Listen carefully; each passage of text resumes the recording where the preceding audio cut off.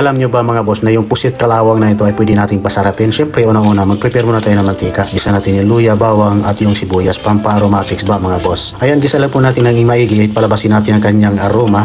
Ayan, pagka gisang-gisa na po, ilagay na po natin yung ating pusit na hiniwa natin ng pa-strip at naka-blanch na rin. Naglagay tayo ng seasoning, oyster sauce, soy sauce, ayan, at konting paminta mga boss. Ayan. Siyempre, lagyan natin ng pampalasa at suka. Ayan. So pag gisang-gisa na, so hanguin muna natin, separate muna natin sa sabaw mga boss at naglagay tayo ito ng gata. At lutuin lang po natin yung gata at hayaan natin medyo nagmamantika na at lutong-luto na yung gata mga boss.